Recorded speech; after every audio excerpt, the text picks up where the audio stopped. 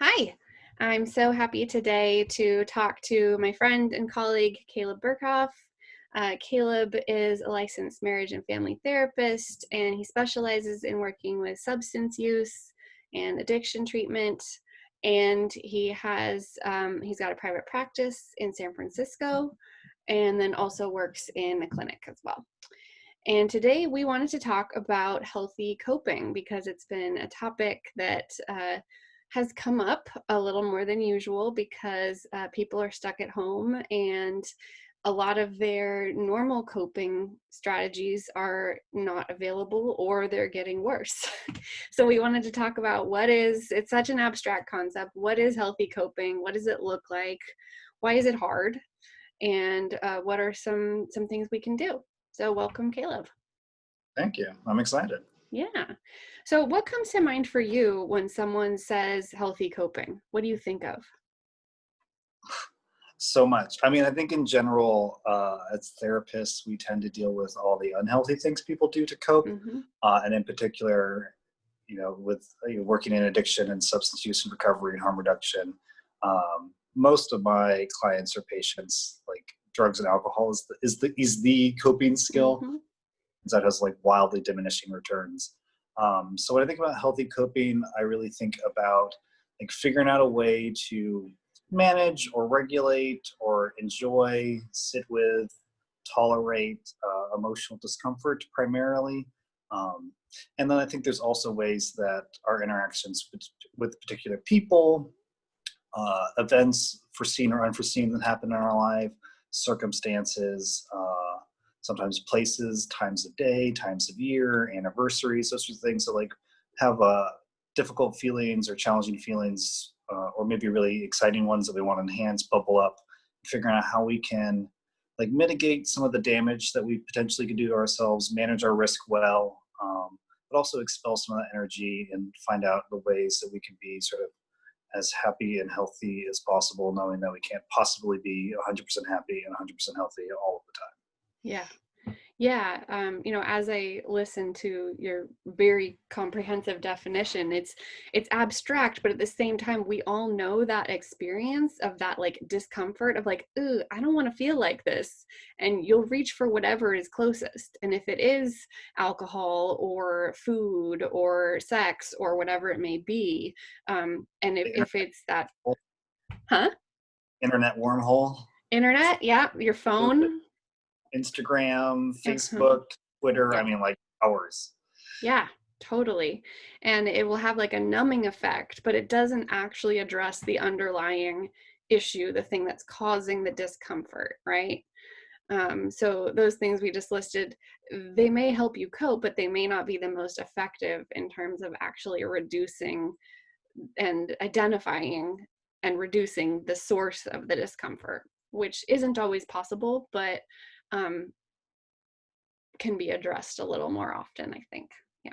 Yeah, and I think one of the key features of it being like healthy coping is this level of sustainability, Mhm. like reliability, and and a lot of those things that sort of gloss over our experience or numb our experience, or as I like to think about it, it's like rights checks for like future Caleb to deal with, right? It's like I feel good now, like that guy will worry about that.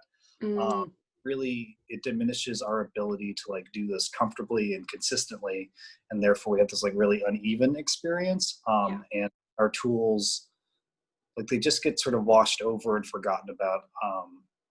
Like most often, like we have an answer. Like anybody who shows up to anything, in particular something like therapy, like probably has some answers. There's things in your life, like I know I have things in my life that I've done well in the past that like just sort of drift away, and having somebody help remind me that's like, oh, I can do that, like really Hmm. does.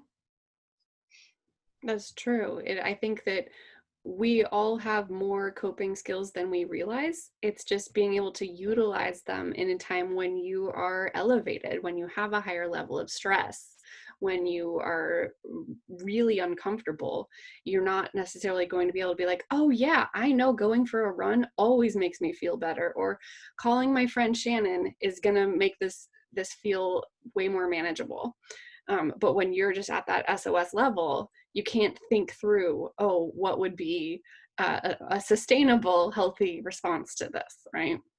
Mhm. Yeah. I think that's also where like building in some practice and like daily practice and routine around that is really helpful. And it's like I just do these things because they work for me and they make me feel good on days that I feel good and days that I don't feel good. Um, and that way I don't like it takes some of the guesswork out. Like I don't have to think about them so much because it's like, oh, well, at 3 o'clock I go for a run. On days that I feel good, I'm excited about putting on my tennis shoes. And days that I'm not feeling good, it's like, well, I have to go for this run. Yeah. Yeah. The structure and routine, I mean, there's such an overlap between self-care and healthy coping, because on the one hand, that run, it could be preventative care, right? Preventative coping. I know that if I don't go for this run, I'm going to feel real bad in a couple days, just because I need to move my body. Or it could also be responsive self-care, which is coping. So there's preventative self-care, which should be thought of as coping, because if you can do something Correct. preemptively, yeah. But I think that sometimes people, the preventative measures, the preventative self-care, preventative coping, uh, tend to be uh, generally, would you say they would be healthier because they are things like running and creative practice, spiritual practice, social practice? Or would you say that there's also some preventative unhealthy coping? Yeah, I think a lot of us really do a lot of anticipation with anxiety, right? It's like Mm. we're future oriented and like worried. And so sometimes we like gear up for those sorts of things and like can notice these sort of behavioral emotional relapses and these destructive skills or habits perhaps showing up ahead of time. Mm.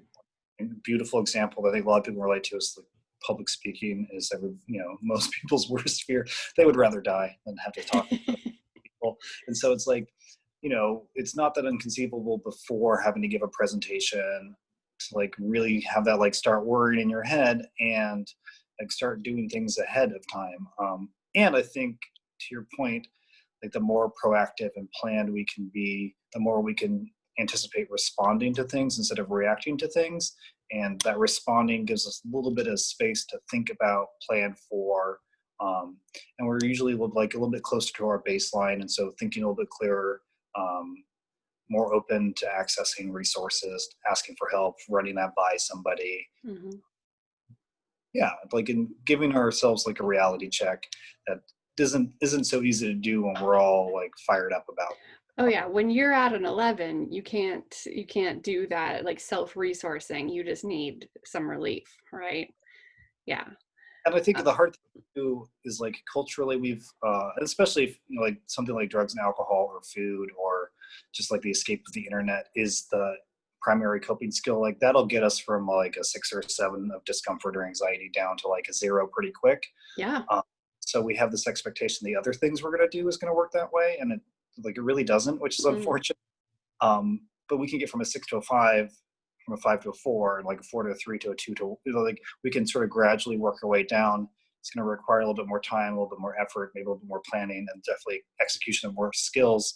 Mm-hmm. And I think in the long run, we'll be able to feel really like proud and accomplished in those areas. And like we were talking about before, like and being proactive and doing that like preventative maintenance piece, like we might cut off that like flying up anxiety at the past because it's like, well, today I went for a run and I didn't know I was anxious, but I feel better anyway.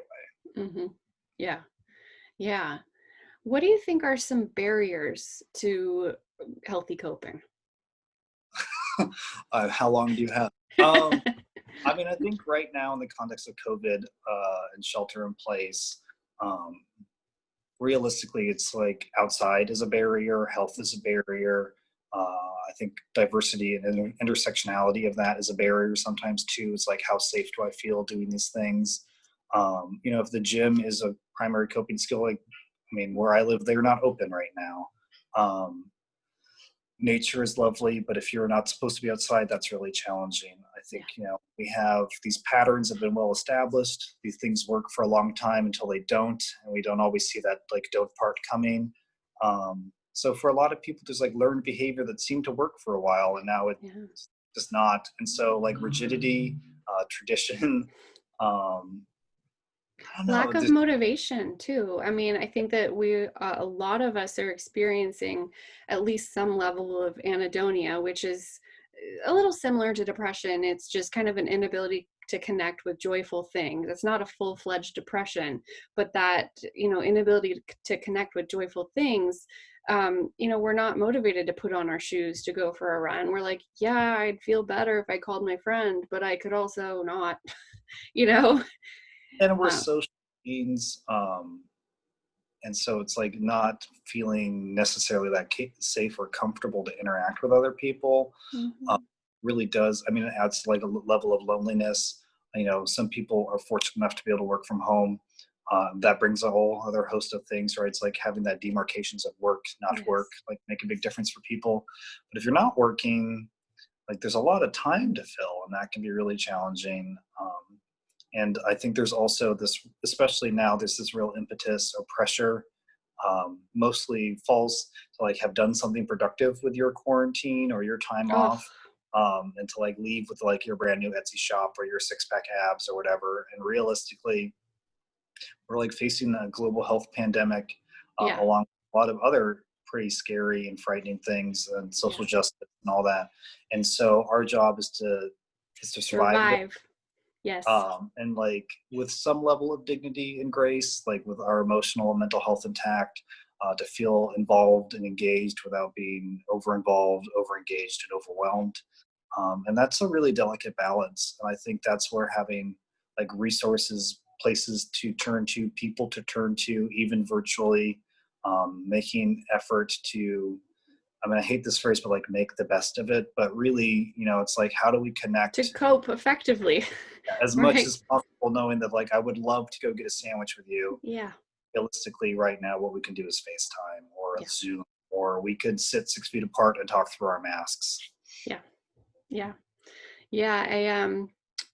I think that toxic productivity message that has been out there, I think that we've done somewhat of a good job walking it back a little bit, but I even saw there was some yoga studio that said, or some fitness place that said, well, if you were telling yourself you weren't going to get in shape because you didn't have the time and now you still don't, then it was never the time that was the issue. And I was like, that is such a horrible message to put out there.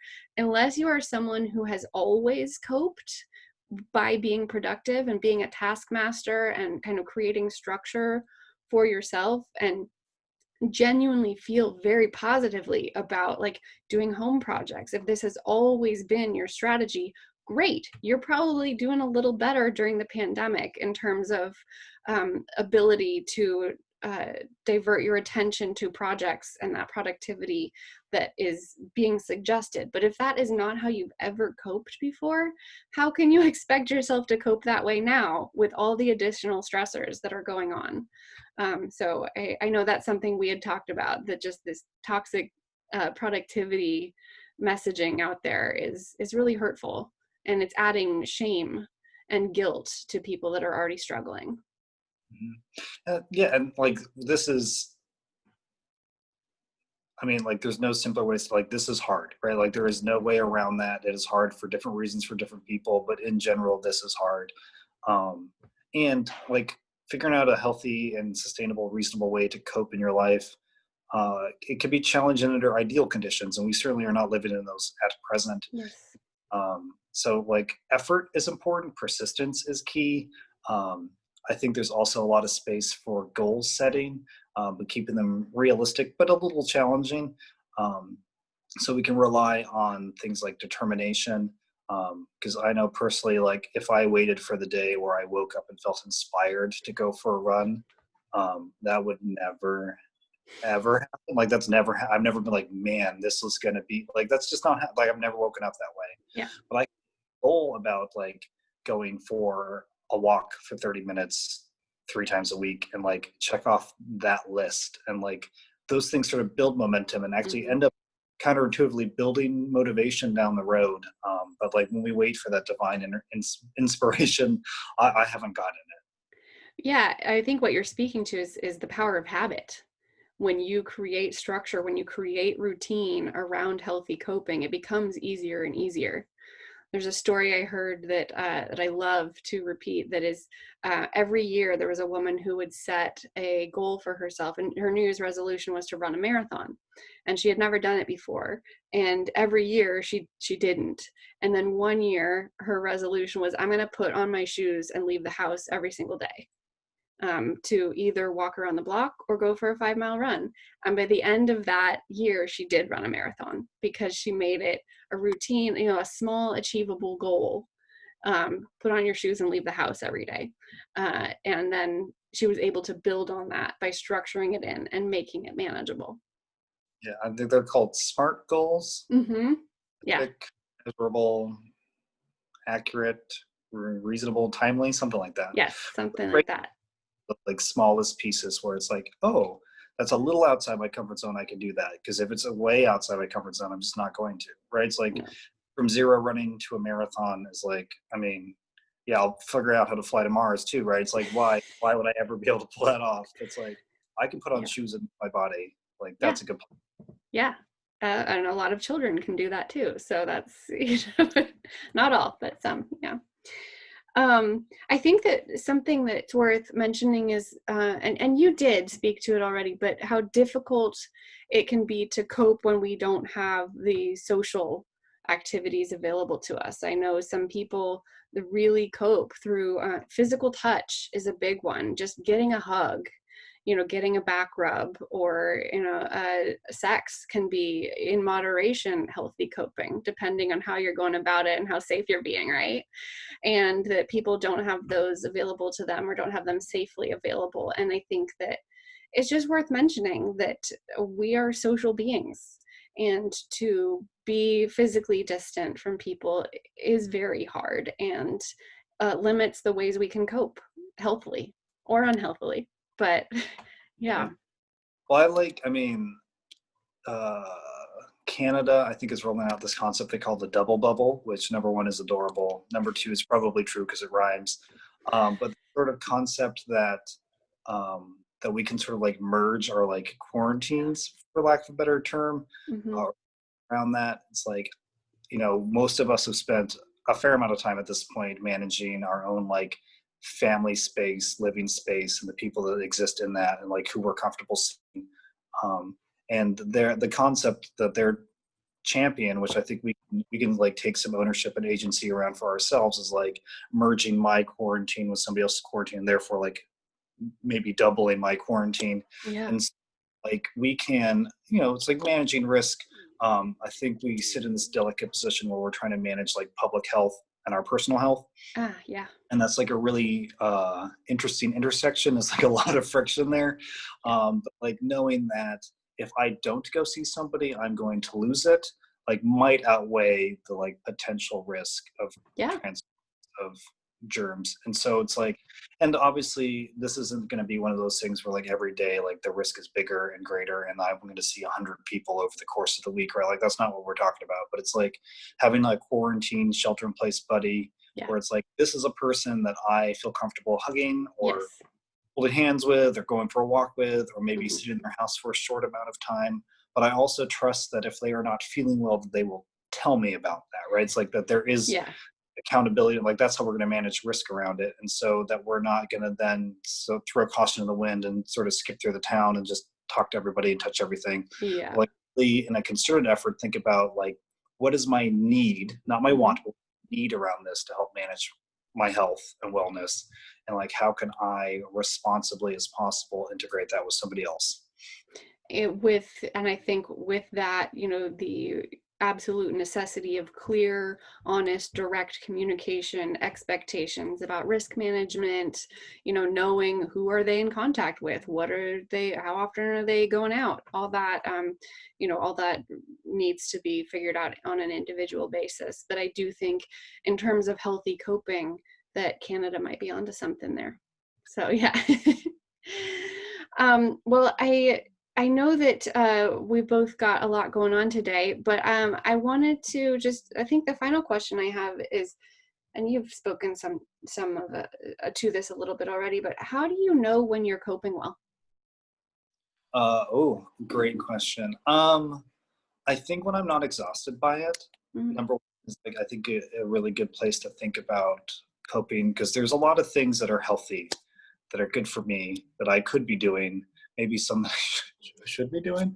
Um, but like if I feel too drained to do it again, like it's not in my mm, something I talk a lot about with patients and clients is there's just like all these great sort of general recommendations of things that you can do that I can do to help take care of myself.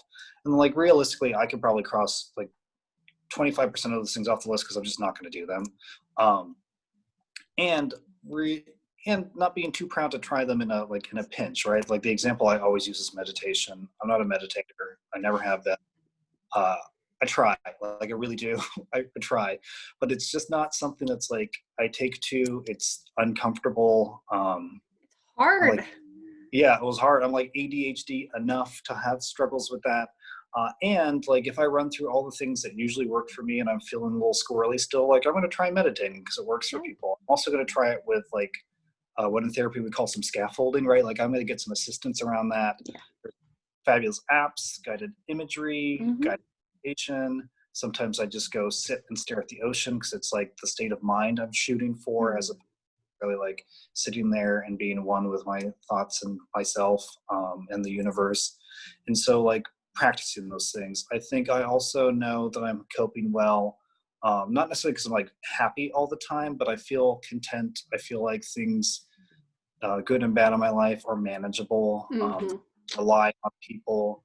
I think also when I'm coping well, I've like my ego's out of the way enough that I can ask for help and talk to people about things that are working and not working. And conversely, I'm also open to do that with other people. Like I'm not tapped out. Like my bandwidth is like, you know, in therapy we call it the window of tolerance. Like my window's got enough room to open to like Yeah. take on somebody else. Mm. And having boundaries where it's like I can say no to things, I can say yes to things, and really know what I'm committing to and not committing to, and feel comfortable with that.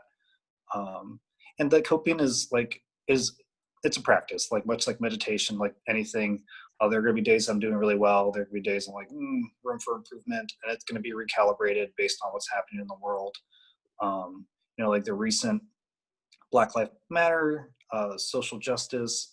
Um, like I don't have like the I guess the luxury, right? It's like managing my own health and the health of my family. Like I don't have the luxury of going out and participating in a way that I might have, I don't know, 10 years ago, 15 years ago, maybe even 5 years into the future.